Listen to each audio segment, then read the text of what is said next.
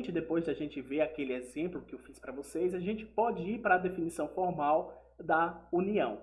Suponha que a gente tem um M1 que reconhece a linguagem A1, no qual o M1 é definida pela quintupla Q1, os estados de M1, o sigma, aqui a gente está adotando o sigma pertencente ao mesmo alfabeto, então, tanto para M1 quanto para M2 a gente está usando o mesmo alfabeto, as regras de transição, ou as regras de produção delta1, o estado inicial Q1 e o conjunto, o subconjunto de estados finais F1. A mesma coisa para M2, o M2 que reconhece a linguagem A2, no qual o M2 tem os estados iniciais Q2, diferente de Q1, o mesmo alfabeto de M1, as regras de transições 2, o estado inicial Q2 e os subconjuntos de finais F2. É possível construir um autômato M para reconhecer A1 união A2, no qual M é formado por Q, sigma, delta, Q0 e F. É importante notar que o Q ele é formado pelo produto cartesiano entre os estados de Q1, ou seja, os estados do meu autômato M1, vezes multiplicado pelos estados do autômato M2. Ou seja, eu basicamente faço a distributiva entre os estados do autômato 1 vezes o estado do autômato 2. E assim eu obtenho finalmente os estados do meu autômato principal, do meu autômato que será o autômato que reconhece a linguagem A1 união A2. O passo 2 representa o alfabeto de discurso, a lista de símbolos que eu vou utilizar no meu sistema. Então, basicamente, são os símbolos, ou a lista de símbolos, que o autômato M1 e o autômato M2 utiliza. Então, se eu tiver, é um caso raro, mas se eu tiver, por exemplo, um autômato que reconheça um, dois, duas linguagens com alfabetos diferentes, eu faria que a linguagem resultante do autômato da união de A1 por A2 seria a união desses autômatos, dos alfabetos desses autômatos. Então, seria o alfabeto total do autômato da união, seria a união do alfabeto 1 com o alfabeto 2. Isso aqui parece de outro mundo, parece uma expressão de outro mundo, mas não é. Calma, vou explicar para vocês. Vocês já viram no exemplo que a gente fez isso, mas aqui é uma definição formal que precisa ser entendida por vocês. Delta, ou a função de transição delta R1, R2, para o símbolo a gente vai ter, então, a gente vai para o estado R1A e R2A, levado pela regra de transição delta1, delta2.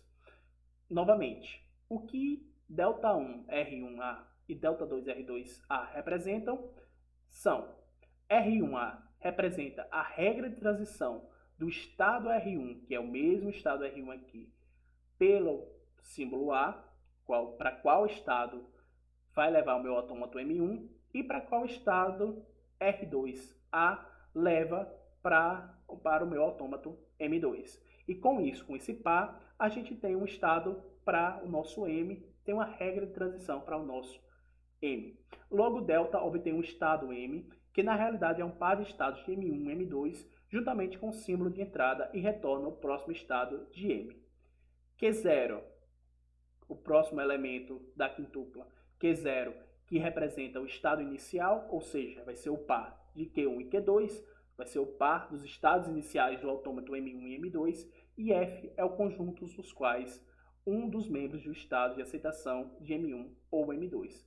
A gente pode escrever da seguinte forma: F é R1, R2, tal que R1 pertence a F1 ou R2 pertence ao F2. Lembre-se, eu destaquei o ou aqui para vocês repararem que é união.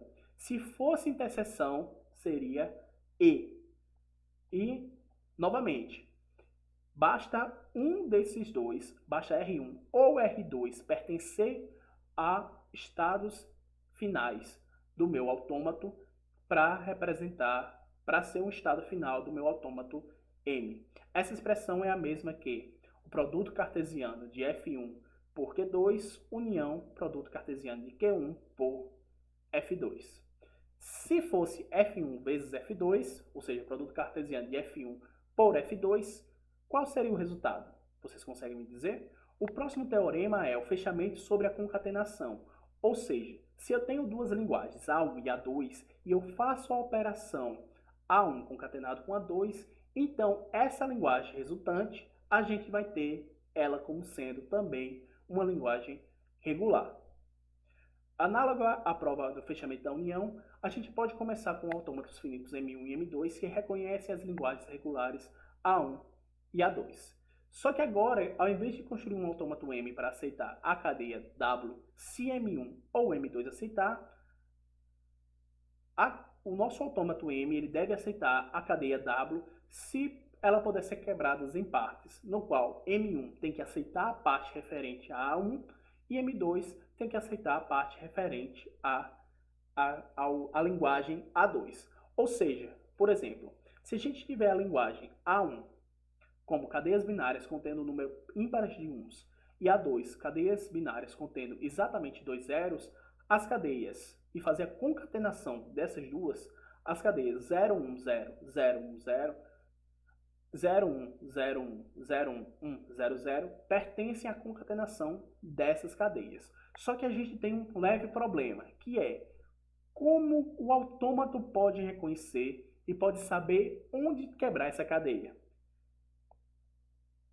Esse é um problema porque a gente não pode ficar passando a cadeia mais de uma vez no nosso autômato.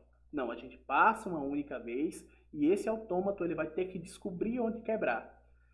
A gente não pode passar várias vezes para aí sim testar o que acontece se eu quebrar na primeira parte, o que acontece se eu quebrar na segunda parte. Não. Então, a gente tem esse problema que autômatos finitos determinísticos não conseguem resolver. E eu não consigo provar simplesmente utilizando autômatos finitos. Ele é bem complicado, esse teorema para se provar. Então, o que é que a gente vai fazer? Usar o não determinismo, que a gente vai aprender na próxima aula e na próxima sessão do CIPSER, tá? Então, na próxima aula, a gente vai ver autômatos finitos não determinísticos e assim conseguir fazer a prova da concatenação e a mesma coisa para a operação de A estrela, tá? Dúvidas, comentários e sugestões, você já sabe meu e-mail, já sabe meu WhatsApp, é só entrar em contato e ficarem à vontade para tirar as dúvidas, tá bom? Então é isso, de novo as fontes, o livro do CIPSER e as notas do professor Marcelo Loreto. Obrigado para todo mundo que prestou atenção, até a próxima aula.